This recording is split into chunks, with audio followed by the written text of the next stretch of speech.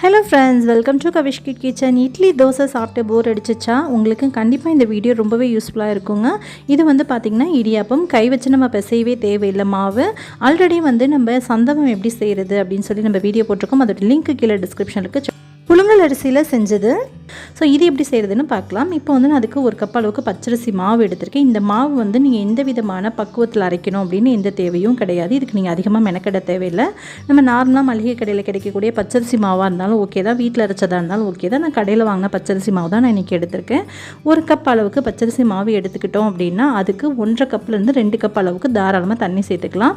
நான் இன்றைக்கி தாராளமாக 2 கப் அளவுக்கு நான் தண்ணி சேர்த்துக்க போகிறேன். இந்த 1 கப் அளவுக்கு பச்சரிசி மாவை வேறு ஒரு பாத்திரத்தில் மாற்றிட்டு இதே கப்பில் நான் 2 கப் அளவுக்கு கடாயில் தண்ணி சேர்த்துக்கிறேன்.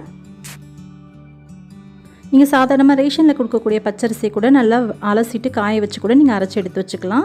இப்போது 2 கப் அளவுக்கு தண்ணி வந்து இதில் சேர்த்துக்கலாம். கடாயில் சேர்த்துட்டு இந்த இடியாப்பம் வந்து நீங்கள் எப்படி சாப்பிட போகிறீங்க, சட்னி தொட்டு சாப்பிட போகிறீங்களா, பால் ஊற்றி சாப்பிட போகிறீங்களா, அதுக்கு தகுந்த மாதிரி உப்பு சேர்த்துக்கோங்க. இனிப்புக்கு நீங்கள் சாப்பிட போகிறீங்கன்னா உப்பு குறைவாக சேர்த்துக்கோங்க. இல்லை காரமாக செஞ்சு சாப்பிட போகிறீங்கன்னா கரெக்டான அளவுக்கு உப்பு சேர்த்துக்கோங்க. இப்போ நான் இதுக்கு தேவையான அளவுக்கு நான் உப்பு இதில் சேர்த்துக்கிறேன். சேர்த்துட்டு ஒரு 1லேருந்து 1.5 ஸ்பூன் அளவுக்கு சாதாரண குக்கிங் ஆயில் இருக்கும்ல, வாசனை இல்லாத ஆயில் இருக்கும்ல, அதை சேர்த்துக்கலாம். வாசனை உள்ள ஆயில் சேர்த்தா தப்பில்லை, ஆனால் சாப்பிடும்போது அந்த எண்ணெய் வாசனை வரும். அதுக்காக நான் வாசனை இல்லாத ஆயில் சேர்த்துட்டு நம்ம எடுத்து வச்சிருந்தாலும் மாவு அதை வந்து தண்ணி கொதிச்சதுக்கப்புறமா லோ ஃப்ளேமில் அடுப்பை வச்சுட்டு மெதுவாக அப்படியே கிண்டி விடுங்க. தண்ணி நல்லா கொதிச்சிடணும். கொதிச்சதுக்கப்புறம் தான் சேர்க்கணும். சேர்த்ததுக்கப்புறம் பார்க்குறப்ப ஃபஸ்ட்டு கட்டி தட்டுற மாதிரி தெரியும், ஆனால் கட்டி தட்டாது. அப்படி நம்ம கிளற சரியாக போயிடும். ஒரு கையில் மாவை கொட்டிட்டு அப்படியே கரண்டி வச்சு கிண்டிங்க அப்படின்னா அந்த கொதிக்கிற தண்ணியில் மாவு எல்லாமே நல்லா கலந்துட்டு நல்லா சாஃப்ட் ஆகிடும். அடுப்பு லோ ஃப்ளேமில் தான் இருக்கணும். இதை வந்து நான் ரொம்ப ஸ்பீட் பண்ணவோ எதுவுமே பண்ணலை. உங்கள்கிட்ட காட்டுற அந்த நிமிஷம் தான், 2 நிமிஷம் தான் மொத்தமே ஆகும். இந்த மாவு வந்து திரண்டு வரதுக்கு 2 நிமிஷம் தாங்க ஆகும். ரொம்ப டைம்லாம் எடுக்காது. நீங்கள் அடுப்பை லோ ஃப்ளேமில் வச்சுட்டு நான் அந்த கொதிக்கிற தண்ணியில் கிளறி விட்டுட்டே இருங்க அந்த அடுப்பு சூட்டில். அவ்வளோதான். இப்போ வந்து ரெடி ஆகிடுச்சு. இப்போ நான் அடுப்பை ஆஃப் பண்ணிக்கிறேன். அவ்வளோதான். டோட்டலாக ஒரு 2 நிமிஷம் கூட முழுசாக ஆயிருக்காதுன்னு நான் நினைக்கிறேன். 1 நிமிஷத்தில் நமக்கு மாவு ரெடி ஆகிடுச்சு. இந்த மாவு கரண்டியில் உள்ளதெல்லாம் எடுத்து விட்டுட்டு அப்படியே க்ளோஸ் பண்ணி வச்சிடலாம். ஒரு 5 நிமிஷத்துக்கு அப்படியே சூடு வந்து கொஞ்சம் கை பொறுக்கிற சூடு வரட்டும்.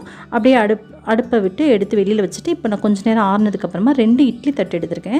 இட்லி தட்டு பார்த்திங்கன்னா ஒரு சிலர் கேட்பீங்க என்கிட்ட இது மாதிரி இல்லைன்னு சொல்லிட்டு, அதுக்காக தான் நான் 2மே எடுத்திருக்கேன். துணி போட்டும் நம்ம போடலாம். சாதாரண இந்த தட்டில் எண்ணெய் தடவி வச்சுருக்கேன். இப்போ வந்து இதில் வந்து நம்ம இடியாப்பம் புளியக்கூடிய அந்த குழாயில் எண்ணெய் தடவி வச்சுக்கோங்க. எண்ணெய் தடவிட்டு இந்த மாவை வந்து மெதுவாக எடுத்து உள்ளுக்குள்ளே போட்டுருங்க. போட்டுட்டு நம்ம எப்பவும் போல் இடியாப்பம் வந்து பிழிஞ்சு வச்சிடலாம். இடியாப்பம் பிழியிற அச்சு இருக்கும்ல, ரொம்ப சன்னமாக அந்த அச்சு வச்சு பிழிஞ்சு விட்டுக்கோங்க. நம்ம இட்லி தோசை ஊற்றுறதை விட சட்னி அரைக்கிறது இதுக்கெல்லாமே அதுக்கு டைம் ஆகும். அந்த செலவு அந்த டைமே நமக்கு தேவையில்லை.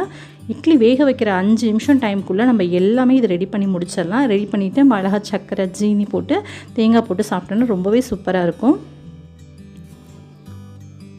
இப்போ பாருங்கள், நான் பிழிஞ்சு விடுறேன். ஆல்ரெடி நமக்கு மாவு நல்லா வெந்துருச்சு. இதை வந்து 2 நிமிஷத்துக்கு மேலே இதுக்கு டைமே எடுக்காது. நம்ம வேக அடுப்பில் வச்சோம் அப்படின்னா தண்ணி வந்து ஒரு பக்கம் கொதிக்க வச்சுருக்கோம்ல, ஒரு பக்கம் தண்ணி கொதிக்கிற டைமில் இதை நம்ம பிழிஞ்சு விட்டு அடுப்பில் எடுத்து வச்சிட்டோன்னா டக்குன்னு ஆகிடும். நீங்கள் இது மாதிரி எந்த மெத்தடில் வேணாலும் நீங்கள் ஊற்றிக்கலாம். மீதி இருக்க மாவை ஒரு தட்டு போட்டு க்ளோஸ் பண்ணி வச்சுக்கோங்க. இல்லைனா அது காஞ்சி ட்ரை ஆகிடும். அதுக்கப்புறம் புளியறதுக்கு கஷ்டமாக இருக்கும். ஸோ அதை பார்த்துக்கோங்க. அதுதான் இப்போ வந்து நம்ம இதை அடுப்பில் வச்சுட்டு ஒரு 2 நிமிஷம் கூட தேவையில்லைங்க. அந்த கொதிக்கிற தண்ணியில் வந்து இந்த ஆவி பட்டுச்சுனாலே டக்குன்னு வெந்துடும். ஏன்னா ஆல்ரெடி பார்க்குறப்பே தெரிஞ்சிருக்கும் நல்லா வெந்த ஒரு இடியாப்பத்தை தான் நம்ம மறுபடியும் பிழிஞ்சு வர மாதிரி நமக்கு தெரியும். ஆனால் அடுப்பில் வச்சு அந்த ஆவியில் வச்சுட்டு நம்ம ஆஃப் பண்ணிட வேண்டியது தான். நல்லா தண்ணி கொதிச்சிருச்சு. இப்போ வச்சுட்டு ஒரு 2 நிமிஷத்தில் அடுப்பை ஆஃப் பண்ணிடுங்க. அவ்வளோதான். ஒரு 2 நிமிஷம் கழித்து பார்க்கலாம். பாருங்கள் எந்த அளவுக்கு சாஃப்டான சூப்பரான இடியாப்பம் வந்து ரெடி ஆயிடுச்சுன்னு சொல்லிட்டு நம்ம கை வச்சு பிசைஞ்சு கஷ்டப்படவே தேவையில்லை. இடியாப்பம் வந்து அவ்வளோ சீக்கிரமாக ரெடி ஆகிடுச்சு. காலையில் நேரங்களில் ரொம்ப ஈஸியாக வந்து செய்யக்கூடிய ஒரு டிஃபன் அப்படின்னு சொல்லலாம். பாருங்கள், பார்க்குறதுக்கும் அவ்வளோ சாஃப்டாக இருக்கும். இது நைட்டு வரைக்குமே இந்த இடியாப்பம் வந்து சாஃப்டாக தான் இருக்கும். உங்களுக்கு ஹார்ட் ஆகாது. ஓகே, இந்த வீடியோ உங்களுக்கு நிச்சயமாக யூஸ்ஃபுல்லாக இருந்திருக்கும்னு நினைக்கிறேன். உங்களுக்கு யூஸ்ஃபுல்லாக இருந்துச்சு அப்படின்னா உங்களோட ஃப்ரெண்ட்ஸ் அண்ட் ஃபேமிலிக்கும் ஷேர் பண்ணுங்கள். கண்டிப்பாக அவங்களுக்கும் யூஸ்ஃபுல்லாக இருக்கும். இதே மெத்தடில் நீங்களும் வீட்டில் ட்ரை பண்ணிங்க அப்படின்னா அதோட பிக்சரை நீங்கள் என்னுடைய ஸ்க்ரீனில் தேவை மெயில் ஐடிக்கு சென்ட் பண்ணுங்கள். உங்களை இன்னொரு வீடியோவில் மென்ஷன் பண்ணுறேன். ஓகே, இந்த வீடியோ பிடிச்சா லைக் பண்ணி ஷேர் பண்ணுங்கள். மறக்காமல் நம்ம சேனலை சப்ஸ்கிரைப் பண்ணிக்கோங்க. தேங்க்யூ.